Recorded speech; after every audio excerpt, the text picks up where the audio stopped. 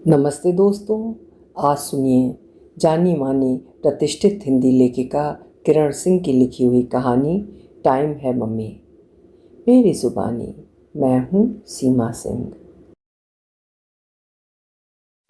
Job के बाद ऋषि पहली बार घर आ रहा था। कुछ 6 महीने ही हुए होंगे, किंतु लग रहा था कि 6 वर्षों के बाद आ रहा है ऋषि घर। उस रात पतिदेव रात भर करवटें बदलते रहे, पर नींद अपने नखरे दिखाती रही थी तो पलकें झपकने का नाम ही नहीं ले रही थीं।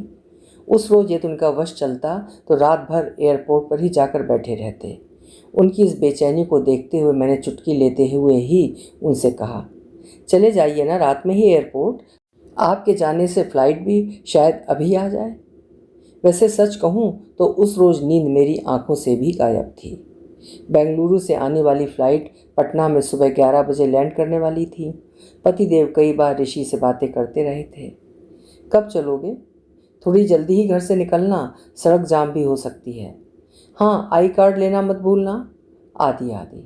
फिर उधर से ऋषि की आवाज़ आती, पापा अब मैं बच्चा नहीं रहा। आप अभी तक मुझे बच्चों की तरह ही ट्रीट कर रहे हैं। अभी आराम से सोइए ना, आप क्यों बेकार का टेंशन लेते हैं। फिर पतिदेव मोबाइल रखकर टीवी पर न्यूज़ वगैरह में अपने को उलझाने लगे थे।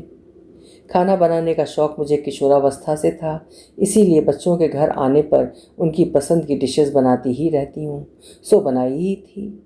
लेकिन उस रोज़ शायद पिता के हृदय को माँ की ममता से प्रतिस्पर्धा थी या फिर पुत्र प्रेम की अधिकता। वजह जो भी हो, पतिदेव ने भी बाजार से ढेर सारे फल और मिठाइयाँ घर में लाकर भर दी थीं, जिसे मैंने बड़े मुश्किल से फ्रिज में एडजस्ट करके रखा था। और पतिदेव को फिर छेड़ते हुए कहा, अरे बस इतना ही? आज तो आपको पूरा बाजार ही घर में उठा कर लाना चाहिए था।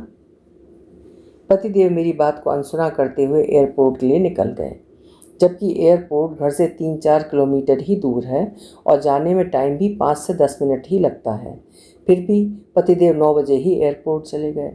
इस बार मैंने उन्हें टोकना उचित नहीं समझा, क्योंकि मैं भी माँ हूँ और पिता के हृदय की विकलता को समझ सकती हूँ। बल्कि मुझे तो ये सब देखकर ऐसा लग रहा था कि पिता को पुत्र मोह माता से भी अधिक होता है। मैं घर का मेन गेट खुला छोड़कर ही किचन में कुछ कुछ बनाने के लिए चली गई थी। शायद इसीलिए मुझे ऋषि के घर में आने की आहट सुनाई नहीं दी थी। ऋषि किचन में ही आकर मेरा पैर छूने के बाद जो मैंने उसके लिए ब्राउनी बनाई थी, उसमें से एक टुकड़ा उठा लिया और खाते हुए ही अपने स्वभाव अनुसार सबसे पहले फ्रिज खोलकर उसका निरीक्षण किया, जो कि उसकी बचपन की ही आदत थी। और फिर कुछ मिठाइयाँ, कोल्ड ड्रिंक्स का बॉटल आदि निकाल कर अपने रूम में चला गया। रूम में से कुछ ही देर बाद बाहर आकर टेबल पर ढेर सारा गिफ्ट फैला दिया, जिसमें मेरे लिए टैबलेट, अपने पापा के और चाचा के लिए घड़ी, भाई के लिए मोबाइल आदि था। ये सब देखकर पतिदेव के मुंह से अनायासी आदतन निकल पड़ा, क्या ज़रूरत थी बेटा इतना खर्च करने की? लेकिन मैं उनके चेहरे की खुशियों को अच्छी तरह से पढ़ पा रही थी। ठीक वैसी ही खुशी जो कभी ऋषि के चेहरे पर देखने को मिलती थी जब हम उसे कोई सरप्राइज़ गिफ्ट लाकर दिया करते थे। खैर, खुश तो मैं भी बहुत थी, क्योंकि मेरे लिए भी तो बेटा टैबलेट लाया था। खुशी के साथ साथ मैंने भी कुछ शिकायती लहजे में बेटे से कहा, बेटा इतना महंगा टैबलेट लाने से बेहतर था ज्वेलरी वगैरह ले लेते। कि ऋषि बीच में बोल पड़ा, क्या मम्मी आप भी हर समय पैसा पैसा किए रहती हैं। अब आप टेंशन मत लीजिए, अब आपका बेटा कमाने लगा है। ऋषि ने मेरे मोबाइल का सिम निकालकर मेरे टैबलेट में लगा दिया था। तभी देवर का कॉल आ गया। मैंने कॉल उठाकर देवर से कहा, आज मैं आपसे टैबलेट से बात कर रही हूँ। देवर ने उधर से कहा, टैबलेट से बात? ओह अच्छा, चलिए बहुत खुशी की बात है। मैंने फिर उनसे बताया, और आपके लिए घड़ी भी लाया है बिट्टू। बिट्टू ऋषि का निकनेम है। तभी कुछ देर बाद देवरानी लूसी का भी फ़ोन आ गया। इतनी ज़ोर से हंसी आ रही थी कि कुछ देर तक हंसती रही। फिर उसने बताया, आपको पता है दी, ये मुझसे पूछ रहे थे कि टैबलेट क्या होता है। फिर जब मैंने उन्हें बताया तो उन्होंने कहा कि मैं तो समझा कि बिट्टू अपनी मम्मी के लिए कोई ऐसी दवा लाया है जिससे उसे खाकर भाभी कितना भी बात करेंगी तो थकेंगी नहीं। देवरानी की बात सुनकर मैं भी हंस हंस कर लोटपोट होने लगी थी। फिर मैंने ये बात बिट्टू तथा घर में सभी को बताई तो सभी का हंस हंस कर बुरा हाल हो गया था। उस दिन ऋषि ने अपने पापा के साथ ही खाना खाया।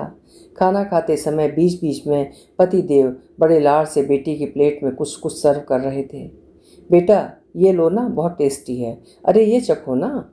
उस दिन बेटे से बात करते करते इतनी देर हो गई कि पतिदेव ऑफिस भी नहीं गए। पिता पुत्र बात कर रहे थे।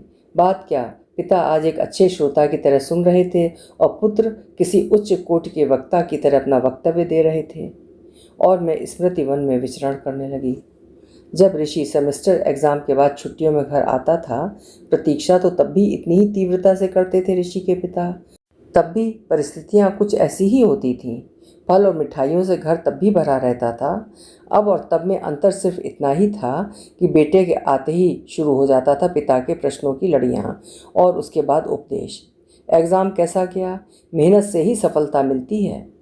सक्सेस का एक ही मूल मंत्र है, मेहनत, मेहनत और मेहनत। इतना सुनते ऋषि का हर बार एक ही उत्तर होता था, पापा मेहनत करने वाले ज़िंदगी भर मेहनत करते रह जाते हैं और दिमाग वाले हमेशा ही आगे कुछ नया कर मेहनत करने वालों पर राज किया करते हैं। ज़रूरत सिर्फ मेहनत की ही नहीं होती, बल्कि ज़रूरत होती है कि मेहनत अपनी अभिरुचि के अनुसार सही दिशा में की जाए। उदाहरण के तौर पर देख लीजिए, मेहनत मजदूर करते हैं और गरीब के गरीब रह जाते हैं और उन्हीं मजदूरों पर राज ठेकेदार करते हैं और अमीर हो जाते हैं। इसके बाद होने लगती थी दोनों अधिवक्ताओं में गर्मा गर्म बहस। तब मैं न्यायाधीश की भूमिका में आ जाया करती थी। उसके बाद ऋषि को अकेले में समझाने लगती थी कि बेटा क्यों नहीं सुन लेते हो पापा की बातें चुपचाप, सही ही तो कहते हैं, बड़ों की बात मान लेना चाहिए। इस पर ऋषि कहता था, मम्मी ओबीडियंट लोग अच्छे होते हैं, लेकिन जितने भी महान लोग हुए हैं वे अपने मन की ही किए हैं। जरूरी नहीं है कि बड़ों की हर बात सही ही हो। व्यक्ति को जिस विषय में इंटरेस्ट हो वही चुनकर उसमें काम करेगा तो वो काम उसे काम न लगकर एक खेल लगने लगेगा। जैसे आप अपना ही ले लीजिए, आपको लिखने में इंटरेस्ट है तो आपको कविता या कहानी लिखने में मज़ा आता है, इसमें आपको खुशी भी मिलती है, इसमें आपको अधिक एफर्ट लगाने की भी ज़रूरत नहीं पड़ती होगी।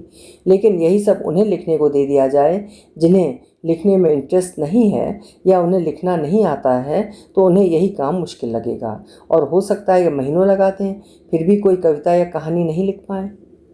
लोग परेशान इसलिए रहते हैं कि वे अपने कैरियर बनाने के लिए विषय का चुनाव अपने इंटरेस्ट के हिसाब से न करके अपने पेरेंट्स के सपनों को पूरा करने के लिए उनके द्वारा थोपे गए सब्जेक्ट्स चुनते हैं। इसीलिए उन्हें अपना काम उबाऊ लगने लगता है और विशेष मेहनत की आवश्यकता पड़ती है।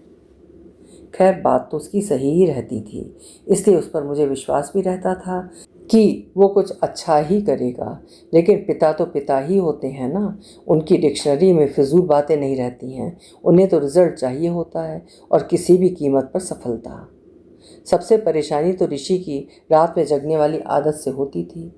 ऋषि रात भर लैपटॉप पर गेम खेलता था। उसका कहना था कि अभी तो छुट्टियां हैं, घर में कुछ दिनों तक तो मन मर्जी करने दिया कीजिए, फिर तो कॉलेज जाकर पढ़ना ही है। मैं उससे सहमत तो हो जाती थी, लेकिन इतना सुना दिया करती थी, बेटा तुम लोग निशाचर हो गए हो, अरे रात में आराम से सोना चाहिए, जो खेलना कूदना है दिन में करते। मैं रात में खाने के लिए ऋषि के पसंद का स्नैक्स और पानी का बोतल उसके रूम में रख कर सोने चली जाती थी। कभी कभी तो रात में पतिदेव की ज़ोर ज़ोर से आवाज़ सुनकर उठ जाती थी, क्योंकि नीरव निशा में तो हल्की ध्वनि भी शोर लगती है ना। पतिदेव ऋषि से, रात रात भर कंप्यूटर पर क्या करते रहते हो? ये कौन सा रूटीन है तुम्हारा? क्या तुम्हारे लिए कोई कंपनी रात में खुली रहेगी? कौन सी कंपनी तुम्हें काम करने के लिए रात में खुली रहेगी? टाइम मैनेजमेंट सीखो, वरना जब तक अपना रूटीन सही नहीं रखोगे तब तक लाइफ में कुछ भी नहीं कर सकोगे, आदि आदि कह रहे थे। तब शांति स्थापना हेतु मेरी नाइट ड्यूटी लग जाती थी। पतिदेव का बदला रूप देखकर उस दिन मैं कुछ चकित सी थी।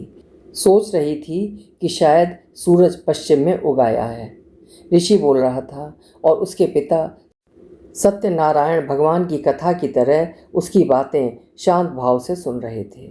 हाँ, कभी कभी उत्सुकता और कौतूहलवश बीच बीच में कुछ प्रश्न अवश्य कर लिया करते थे, बिल्कुल उसी तरह जैसे कथा सुनते हुए पंडित जी से श्रोता कुछ पूछते हैं। एक वक्ता इतना अच्छा श्रोता बन गया, मुझे खुशी के साथ साथ कुछ आश्चर्य भी हो रहा था। आखिर में मुझसे रहा नहीं गया और मैंने चुटकी लेते हुए ऋषि से कहा, बेटा तुम्हारी घड़ी तो जादूगरनी निकली। मेरा इशारा ऋषि के पिता के बदले हुए व्यवहार पर था, जिसे ऋषि समझ गया। ऋषि ने भी हंसते हुए कहा, टाइम है मम्मी। अभी आप सुन रहे थे किरण सिंह जी की लिखी हुई कहानी टाइम है मम्मी। उम्मीद है कहानी आपको अच्छी लगी होगी। अपने विचार कमेंट सेक्शन में ज़रूर लिखिएगा। कल फिर मिलेंगे। आपका समय शुभ हो।